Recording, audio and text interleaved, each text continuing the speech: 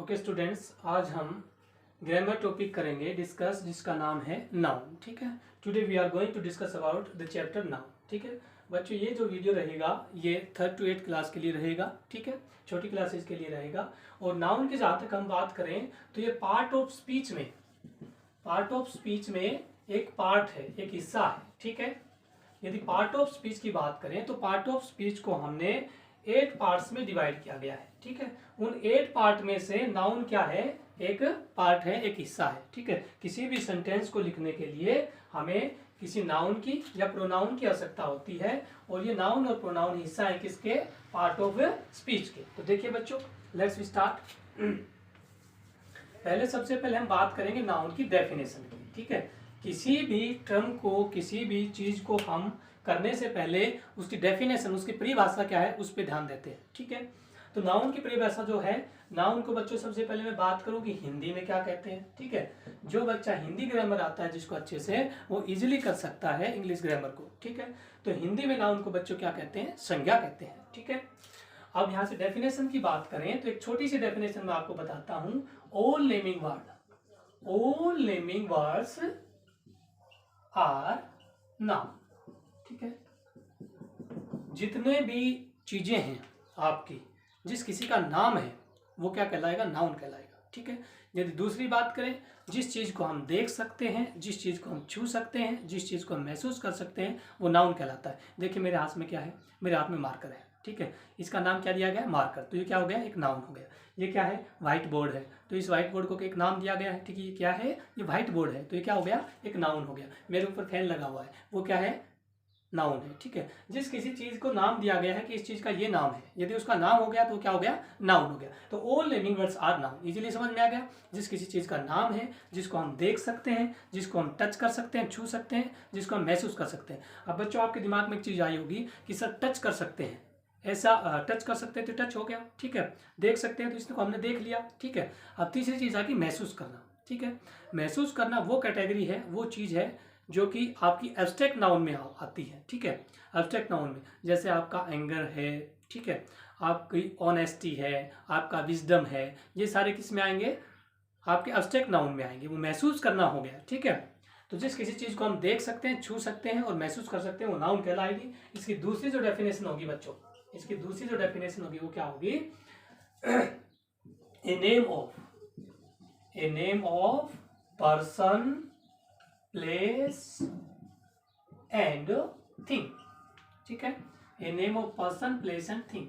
किसी व्यक्ति का नाम हो, किसी जगह का नाम हो, या किसी वस्तु का नाम हो। ठीक है, तो वो क्या कहलाएगा, आपका नाउन कहलाएगा। ठीक है, मैंने सिर्फ नाम से बात की कि जिस किसी चीज का नाम है वो क्या है, नाउन है। ठीक है, तो चाहे वो नाम किसी व्यक्ति का हो, चाहे वो किसी जगह का हो, चाहे वो किसी चीज का हो, वस्तु का हो, तो वो क्या कहलाएगा, नाउन कहलाएगा। जैसे एग्जांपल मैं ले तो जैसे कि पर्सन के लिए मैंने कह दिया राम, जगह के लिए मैंने कह दिया कि जयपुर, और वस्तु के लिए मैंने कह दिया कि फैन या मार्कर। ठीक है, नॉन लिविंग थिंग। ठीक है, तो यहाँ से नाउन की डेफिनेशन आपको इजीली समझ आ गई होगी कि जिस किसी चीज का नाम है वो नाउन है। All naming words are noun, या a name of person, place और thing are known as noun. ठीक है, तो नाउन की डेफिनेशन क्लियर हो गई बच्चों आपको।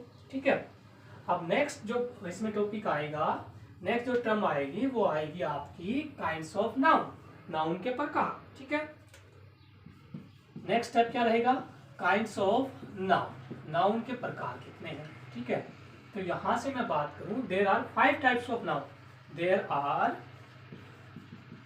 5 टाइप्स ऑफ नाउन। कितने प्रकार हैं नाउन के, कि बच्चों 5 प्रकार हैं आपके नाउन के। ठीक है, हम स्टेप बाय स्टेप डिस्कस करेंगे और उनकी डेफिनेशन भी और उनके एग्जाम्पल भी वहीं हम डिस्कस करते चलेंगे। तो पहला है आपका प्रॉपर नाउन। कौन सा आ गया, प्रॉपर नाउन। ठीक है, अब हमने बताया था कि जिस बच्चे को हिंदी ग्रामर आता है वो इंग्लिश ग्रामर इजीली कर सकता है। ठीक है, तो प्रॉपर नाउन का मतलब हो गया आपका व्यक्तिवाचक संज्ञा, व्यक्तिवाचक संज्ञा। ठीक है, आपने हिंदी में पढ़ा होगा, आप जानते होंगे, तो वही डेफिनेशन क्या है आपकी प्रॉपर नाउन की है।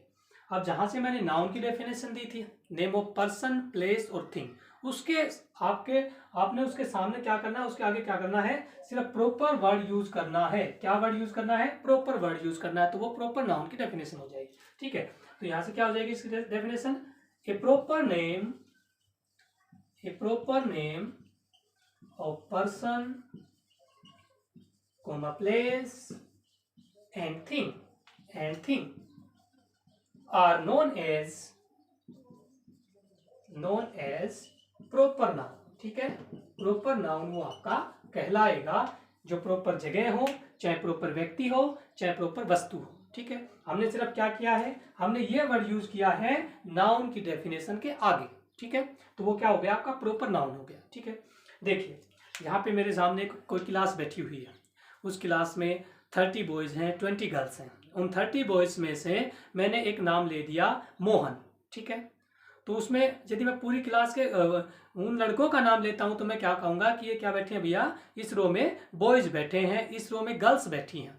ये उस जहां पे बॉयज बैठे हुए हैं उन बॉयज में से मैं किसी एक का मतलब पर्टिकुलर या प्रॉपर, एक का मतलब क्या हो गया पर्टिकुलर या प्रॉपर, उनमें से किसी एक का नाम लेता हूं कि ये मोहन बैठा हुआ है, तो वो क्या हो गया पर्टिकुलर हो गया। ठीक है, एक प्रॉपर नाम हो गया। ठीक है, तो वो क्या हो गया आपका प्रॉपर नाउन हो गया। क्लियर हो गया, समझ में आ गया। क्लास में इधर से बॉयज बैठे हैं, इधर से गर्ल्स बैठी हैं। बॉयज में से जो एक है, एक कौन सा है, मोहन है या राम है, उस एक का यदि नाम लेता हूं तो वो क्या हो गया प्रॉपर नाउन हो गया। आपको डेफिनेशन समझ में आ गई होगी। तो यहाँ से एग्जाम्पल मैंने ले लिया, जो नाउन के एग्जाम्पल थे वही प्रॉपर नाउन के हैं, राम, जयपुर, ठीक है, और फैन एटसेट्रा, ये क्या कहलाएंगे प्रॉपर नाउन कहलाएंगे बच्चों। ठीक है, अब नेक्स्ट जो नंबर 2 पे है वो आपका रहेगा कॉमन नाउन। क्या रहेगा, कॉमन नाउन। ठीक है, आप कहेंगे कि सर कॉमन नाउन को हिंदी में क्या कहेंगे। ठीक है, तो वो बच्चों वो भी बताते चलेंगे आपको। ठीक है, जिससे आपका हिंदी ग्रामर भी इजीली हो जाएगा।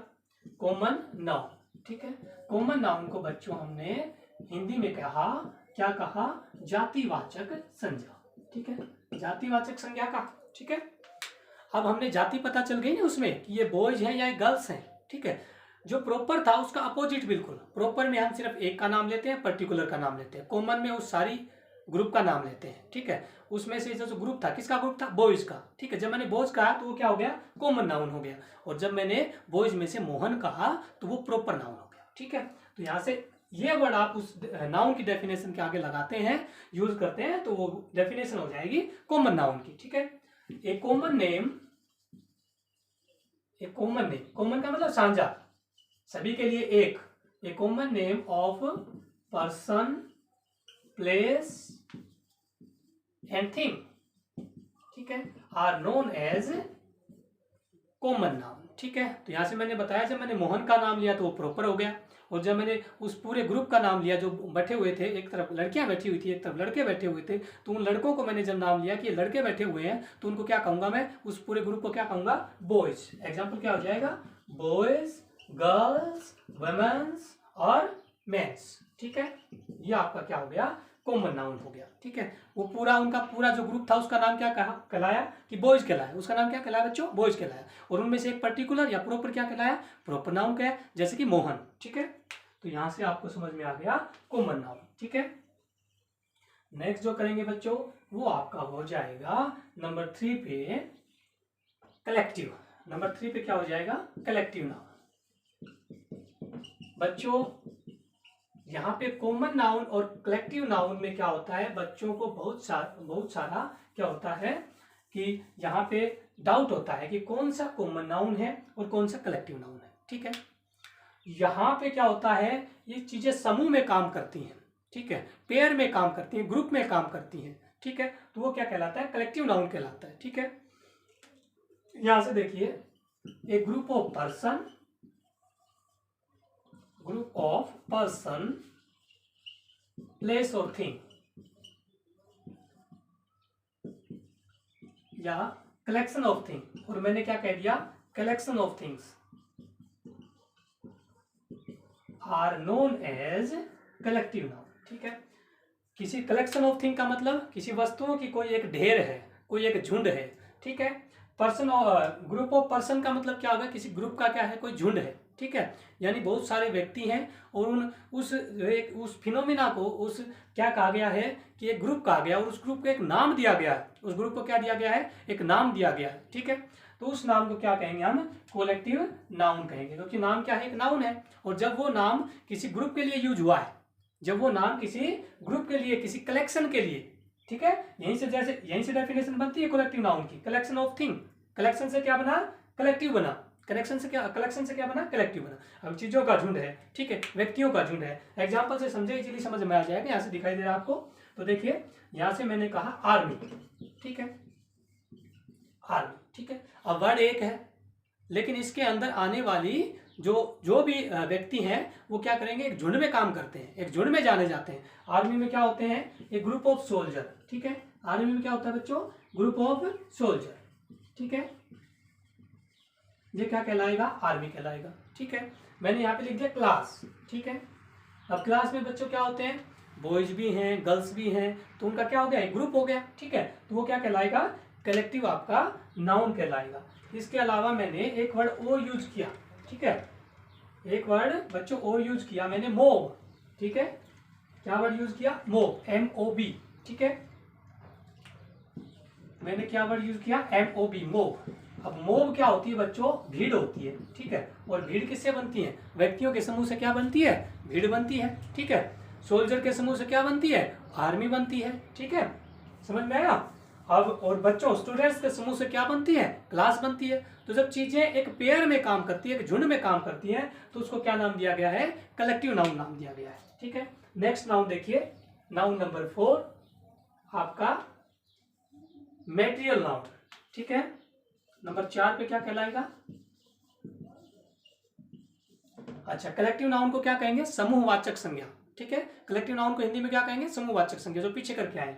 नंबर 4 पे है मेटेरियल नाउन। मेटेरियल नाउन को दो नामों से जाना जाता है बच्चों, ठीक है। एक तो द्रव्यवाचक संज्ञा, ठीक है, द्रव्यवाचक, और दूसरा जो नाम दिया गया है वो नाम दिया गया है बच्चों इसको पदार्थवाचक, ठीक है, पदार्थवाचक, ठीक है। दोनों वर्ड्स का यूज किया जाता है मेटेरियल नाउन को डिफाइन करने के लिए, ठीक है। तो यहां से आपका हिंदी भी हो गया, यहां से आपका इंग्लिश भी हो गया, ठीक है। अब मेटेरियल नाउन जानेंगे, ठीक है।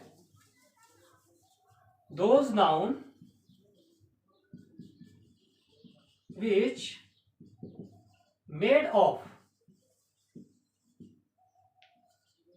any material या matter, any matter or its substance, ठीक है, या मेटल और इट्स सब्सटेंस, किसी धातु से, ठीक है, बना हो, किसी मैटर से बना हो, या उसके सब्सटेंस से, उसके किसी छोटे जो है कण से बना हो, तो वो क्या कहलाएगा, आपका मेटेरियल नाउन कहलाएगा, ठीक है। और ये क्या बताए, उसकी कंडीशन को भी बताए, ठीक है ना, क्या बताए, उसकी अवस्था को भी बताए कि ये ठोस है क्या ये तरल है, तो वो भी क्या कहलाएगा, द्रव्यवाचक या पदार्थवाचक कहलाएगा। एग्जाम्पल के लिए देखिए, मैंने कह दिया वुड, मैंने कह दिया वोटर, ठीक है, मैंने कह दिया सिल्वर, ठीक है, मैंने कह दिया गोल्ड, ठीक है। तो ये सारे क्या कहलाते हैं, आपके मेटेरियल नाउन कहलाते हैं। अब देखिए यहां से मैं वोटर के बारे में ही ले लूँ, ठीक है, वोटर, ठीक है, मैंने क्या कहा, मेटर और इट्स सब्सटेंस, ठीक है। तो वोटर किससे बनता है बच्चों, H2O, हाइड्रोजन के 2 मॉलिक्यूल, ऑक्सीजन का 1 मॉलिक्यूल, ठीक है। तो या तो मेटल से बना हो या उसके सब्सटेंस से बना हो, या उसके सब्सटेंस से बना हो, तो वो क्या कहलाएगा, आपका मेटेरियल नाउन कहलाएगा। द्रव्यवाचक संज्ञा, पदार्थवाचक संज्ञा कहलाएगा। एग्जाम्पल आपके नीचे दिए गए हैं, इजीली समझ आ गया होगा, ठीक है। अवस्था को भी दर्शाता है, ठीक है, जैसे कि वुड आपका कठोर होता है, वोटर आपका तरल होता है, ठीक है, सिल्वर, गोल्ड इत्यादि, ठीक है। लास्ट जो बच जाता है बच्चों वो आपका नाउन है। लास्ट नाउन क्या कहलाएगा, आपका एब्स्ट्रैक्ट नाउन, ठीक है। बच्चों मैंने एक बात कही थी आपको कि महसूस कर सकते हैं, जिस किसी चीज को हम देख सकते हैं, उसको टच कर सकते हैं, या उसको महसूस कर सकते हैं। जो महसूस करने वाली जो बात है वो किस में आती है, एब्स्ट्रैक्ट नाउन में आती है, और उसको हिंदी में कहते हैं बच्चों भाववाचक संज्ञा, ठीक है। और भाववाचक संज्ञा यदि हम बात करें हिंदी में, तो किसी व्यक्ति, वस्तु इत्यादि के गुण, भाव और दोष, दो चीजें होती हैं किसी व्यक्ति में, एक तो अच्छाई मिलेगी या बुराई मिलेगी। अच्छाई है तो उसका गुण है, बुराई है तो उसका दोष है, ठीक है। तो उसके गुण, भाव, दोष और उसकी भावनाओं को जो रिप्रेजेंट करता है वो क्या कहलाएगा, भाववाचक संज्ञा कहलाएगा, ठीक है। Those nouns which describe feelings, quality और आइडिया और thinking of a person are known as abstract noun. 3-4 चीजें बताई हैं, ठीक है। फीलिंग्स, भावनाएं, ठीक है। अब मुझे गुस्सा आ रहा है तो ये क्या है, मेरी भावनाएं हैं, ठीक है ना। मुझे बुरा लग रहा है तो ये क्या है, मेरी भावनाएं हैं। मुझे जो है प्लेजर महसूस हो रहा है, खुशी महसूस हो रही है तो मेरी क्या है, भावनाएं हैं, ठीक है। क्वालिटी, ठीक है। अब कहता है कि our principal is an honest person. हमारा जो प्राचार्य है वो क्या है, ईमानदार है। तो ईमानदारी क्या है, उसका गुण है, तो वो किस में आती है, क्वालिटी में आती है, ठीक है। अब मैं बात करूं आइडिया, किसी के विचार, ठीक है, उसकी सोच, ठीक है। यहां से क्या हो जाएगा, थिंकिंग, ठीक है, सोच, ठीक है।